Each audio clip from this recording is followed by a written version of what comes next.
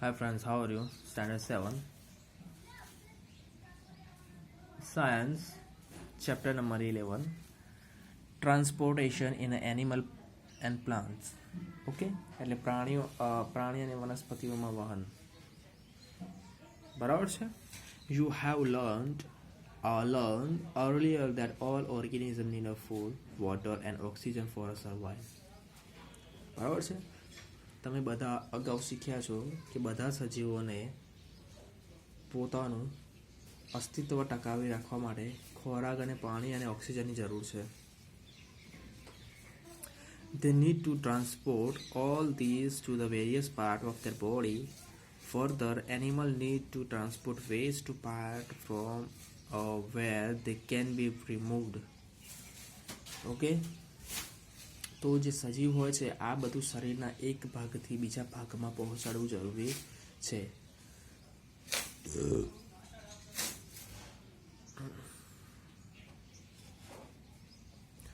The part from where you have wondered how all this is achieved. Look at the figure number 11.1. Do you see that heart and blood vessels? They function to the transport substance and together form a circulatory system. In this chapter, you shall learn about the transport of the substance in animal and plants. Okay. હવે જુઓ કે જે પ્રાણીઓ જે છે પોતાના ઉત્સર્ગ પદાર્થો જે શરીરમાંથી ભાગનો નિકાલ કરી શક્યા ત્યાં પહોંચાડવા જ રહે. તમને આશ્ચર્ય નથી થતું કે આ બધું કેવી રીતે થાય છે? બરાબર છે? શું તમે હૃદય અને રુધિર વાહિનીઓ જોઈ શકો છો? તેઓ આ બધા પદાર્થોના વહનનું કાર્ય કરે છે અને સાથે મળીને પરિવહન તંત્ર રચે છે. આ પ્રકરણમાં તમે વનસ્પતિ અને પ્રાણીઓના વહનનો અભ્યાસ કરશો. બરાબર છે? હવે જુઓ કે આ હાર્ટ છે, વેઇન્સ છે અને આર્ટરી છે. આર્ટરી એટલે શું? ધમની કહેવામાં આવે છે, ધમની. અને વેઇન્સને આપણે શીરા કહેવામાં આવે છે. બરાબર છે? હવે સર્ક્યુલેટરી સિસ્ટમ એટલે પરિવહન તંત્ર. What happens when you get a cut on your body? Blood flow out. But what is blood? Blood is a fluid which flows in a blood vessels. It transports substance like a digested food from the small intestine and other part of the body. It carries oxygen from the lungs to the cells of the body. It also transports the waste for removal from the body. બરાબર છે? હવે જ્યારે તમારા શરીર પર ઘા પડે છે ત્યારે શું થાય છે? રુધિર બહાર આવે છે. બરાબર છે? પરંતુ રુધિર શું છે? રુધિર એ પ્રવાહી છે જે રુધિર વાહિનીઓમાં વહે છે અને તે પાચિત ખોરાકોનું ઘટકોનું નાના આંતરડાથી શરીરના વિવિધ ભાગો તરફ વહન કરે છે. હવે તે ફેફસામાંથી ઓક્સિજનના કોષો લઈ જાય છે અને શરીરના ઉત્સર્ગ દ્રવ્યોને શરીરના નિકાલમાં પણ મદદ કરે છે. How does the blood carry various substances? Blood is composed of a fluid called a plasma in which different type of cells are suspended.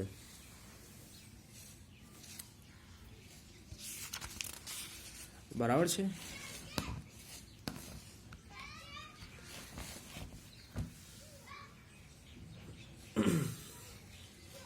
હવે જુઓ કે રુધિર બધા પદાર્થોનું વહન કેવી રીતે કરે છે. રુધિર એક પ્રવાહી છે જેમાં વિવિધ પ્રકારના કોષોનો સમાવિષ્ટ થાય છે. બરાબર છે? હવે જુઓ કે રુધિરનો પ્રવાહી ભાગ એટલે પ્લાઝમા રુધિર રસ કહેવામાં આવે છે. બરાબર છે? હવે જુઓ the type of a cell are the red blood cell which contain a red pigment called a hemoglobin. બરાબર છે? કે રુધિરનો જે પ્રવાહી ભાગ છે એ રક્તકણ કહીએ છીએ બરાબર. એ રક્તકણ શું છે? એક પ્રકારનો કોષ છે જે લાલ રંજક કણ હિમોગ્લોબિન ધરાવે છે. Haemoglobin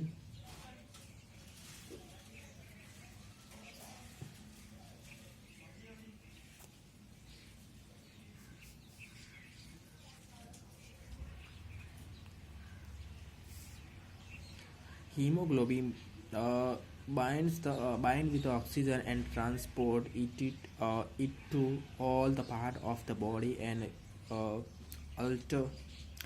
ultimately to all the cell. બરાબર છે. હવે શું છે કે હિમોગ્લોબિન છે એ ઓક્સિજન સાથે જોડાય છે અને શરીરના બધા ભાગો અને અંતે કોષ સુધી પહોંચાડે છે.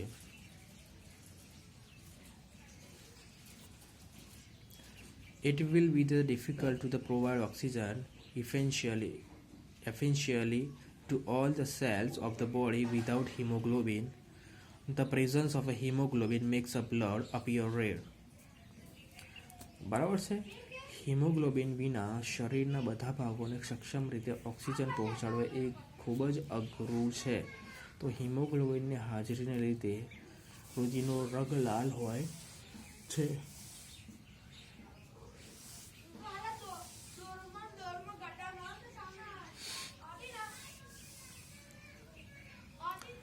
The blood also has a white blood cell WBC which fight against the germs that may enter your body.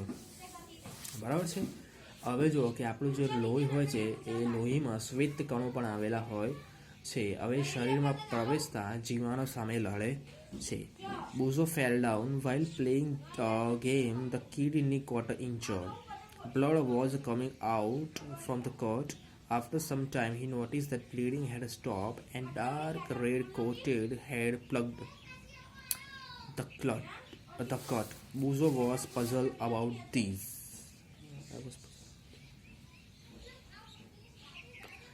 બરાબર છે કે બોજો જે છે રમતા રમતા નીચે પડી જાય છે અને એને શું થાય છે કે એકવાર ઘૂંટણમાં ઈજા થાય છે, વાગે છે.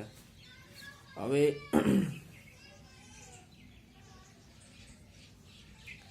જે રીતે વાગે છે તો થોડા સમય પછી જોયું કે રુધિર જે છે એ વહેતું અટકી જાય છે અને તે ગંઠાઈ જાય છે.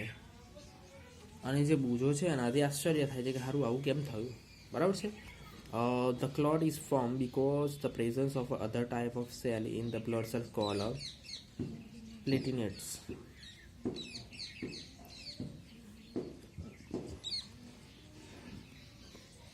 રુધિર જે ગંઠાઈ ગયું છે આ એક પ્રકારના જે ત્રાકકણો હોય છે, કોષો ત્રાકકણો એના કારણે થાય છે.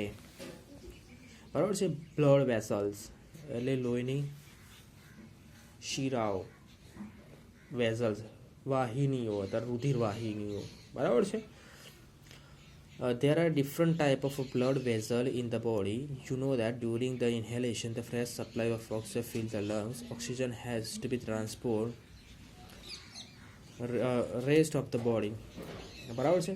શરીરમાં જુદા જુદા પ્રકારની રુધિર વાહિનીઓ જોવા મળે છે.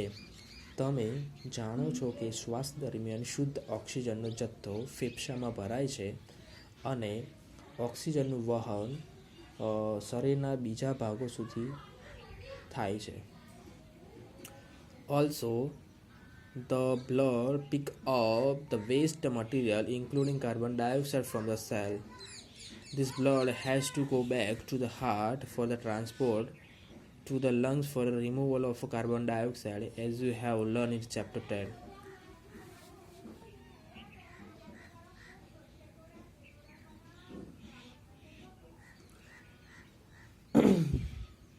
રુધિર કોષોમાંથી કાર્બન ડાયોક્સાઇડ સહિતના ઉત્સર્ગ દ્રવ્યો એકત્રિત કરે છે. પ્રકરણ 10માં શીખ્યા તે મુજબ રુધિરને હૃદય તરફ પરત વહેવું અનિવાર્ય છે જેથી તેમાંથી કાર્બન ડાયોક્સાઇડ ફેફસામાં દૂર કરી શકાય.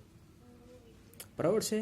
સો the two type of blood vessel artery and veins are the present in our body. તો શું છે? ધમની અને શિરાઓ આવેલી હોય છે. બરાબર છે. Artery carry oxygen rich blood from the heart to all part of the body. બરાબર છે કે જે ધમનીઓ જે છે ધમની એ ઓક્સિજનયુક્ત લોહી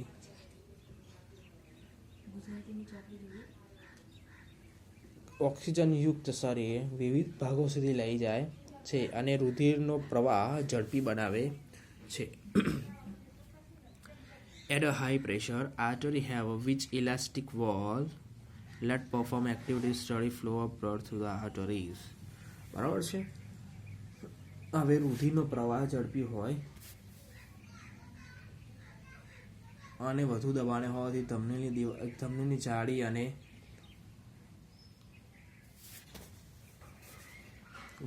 દબાણ હોવાથી